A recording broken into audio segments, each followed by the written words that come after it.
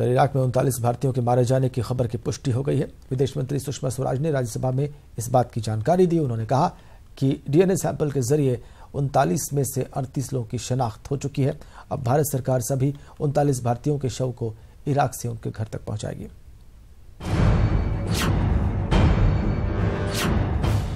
Mosul में लापता भारतीयों का रहस्य खत्म। इराक में हमारे 39 भारतीय ISIS के द्वारा बंधक बना लिए गए थे।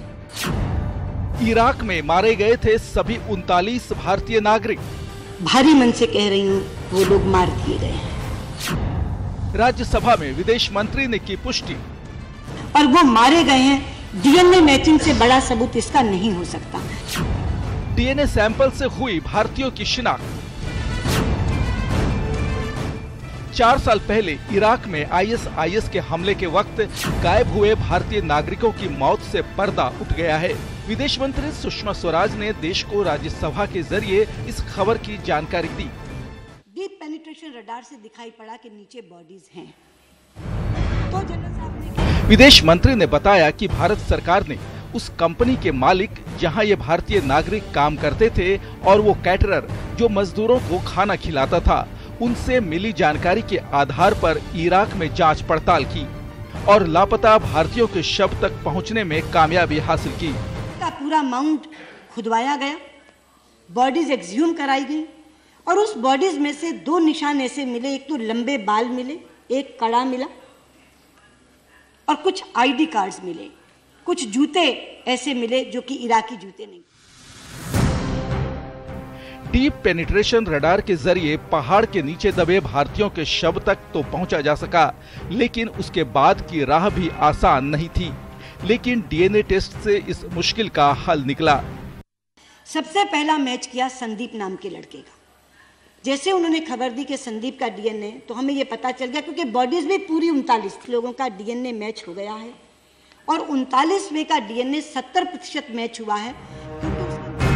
विदेश मंत्री ने राज्यसभा के जरिए देश को आश्वस्त किया कि मोसूल में मारे गए सभी 39 भारतीयों के शव को उनके घर तक पहुंचाने की व्यवस्था की जा रही है। जनरल वीके सिंह जहाज लेकर यहां से इराक जाएंगे। उनके पार्थिव शरीर कॉफिन्स में पूरे सर्टिफिकेट के पहले अमृतसर उतरेगा। 31 लोग उसमें पंजाब के और 4 हिमाचल के, उनको हम वहां बॉडीज देंगे। फिर पटना जाएंगे उसी जहाज को लेके। जो बिहार के लोग हैं उनके पार्थिव शरीर वहां के परिवारजन को सौंपेंगे। वहां से कलकत्ता जाएंगे और जो वेस्ट बंगाल के लोग हैं उनको सौंपेंगे। हालांकि इस ऐलान के बाद पीड़ित परिवार का दर्द और बढ़ गया और सारी उम्मीदें खत्म हो गईं। वहीं पीड़ित परिवार की शिकायत है कि उन्हें सरकार की ओर से पहले जानकारी दी जानी चाहिए थी। तो ही मिनिस्टर मैंने कह रही है कि वो जिंदा है और मैं उन्होंने लोकेशन ट्रेस कर ली है। मैंने टीवी ਤੇ ਤੁਸੀਂ कुछ भी बोल दोगे और परिवार को कोई इन्फॉर्मेशन नहीं दोगे, ये तो गल सही नहीं है। सुषमा स्वराज ने इस मामले में हरजीत मसीह की कहानी को तथ्यों के आधार पर गलत साबित कर दिया, जिसने सभी भारतीयों को जंगल में ले जाकर मार डालने की कहानी बताई थी।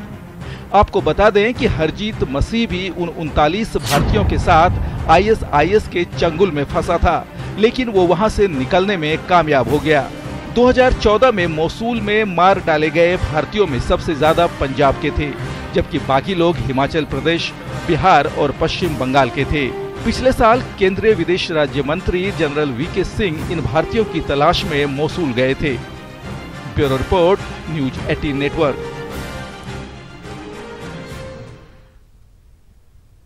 वहीं लापता भारतीयों में से एक का मनजिंदर सिंह की बहन गुरपिंदर कौर सुषमा स्वराज के इस बयान को मानने से इनकार कर रही है। सर मैं सिर्फ टीवी ਤੇ ਸੁਣਿਆ, ਮੈਨੂੰ ਇਹਦੇ ਬਾਰੇ ਅਜੇ ਤੱਕ ਕੁਝ ਨਹੀਂ ਪਤਾ। ਜਦ ਤੱਕ ਮੈਨੂੰ ਐਮਏ ਖੁਦ ਕੰਟੈਕਟ ਨਹੀਂ ਕਰਦਾ ਮੈਂ ਨਹੀਂ ਮੰਨਦੀ ਵੀ ਮੈਨੂੰ ਕੁਝ ਕਹਿਣਾ ਚਾਹੀਦਾ ਜਾਂ ਮੈਨੂੰ ਕੋਈ ਇਨਫੋਰमेशन ही नहीं हैगी। इराक में 39 भारतीयों की मौत पर पूरे देश के साथ साथ सरकार और विपक्ष में बैठे लोग सदमे में हैं। हालांकि विपक्ष में बैठे नेताओं का कहना है कि सरकार ने 39 लोगों की मौत के ऐलान में बहुत देर कर दी। हर चीज के अंदर समय लगता है। सुषमा जी ने पहले ही कहा था कि जब तक ठोस सबूत नहीं होगा मैं उनको मृत घोषित नहीं करूंगी, और उन्होंने अपना वायदा रखा है किसी को गुमराह नहीं किया। कि हम खोज बंद नहीं कर सकते थे, लेकिन जनरल वीके सिंह को जब लड़ाई खत्म हुई वहां पे भेजा गया, जो कुछ पता हुआ वो सब सुषमा जी ने सामने रखा है।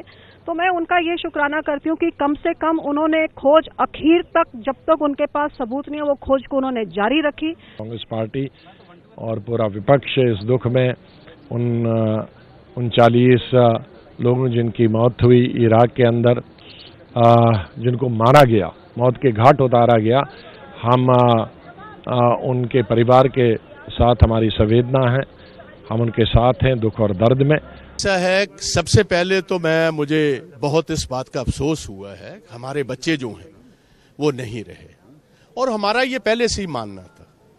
मैडम जो मर्जी कहें, मैंने पहले भी 1 साल पहले कहा था कि सुषमा जी हमारे बच्चों की, हमारे फ्यूचर, बच्चों के फ्यूचर की बात है, आप एक गवर्नमेंट के रिजिड स्टैंड को छोड़िए, जो असलियत है वो बताइए, और आप पार्लियामेंट को, देश को मिसलीड मत कीजिए। मगर आज तकरीबन 7-8 महीने के बाद she has come to that very position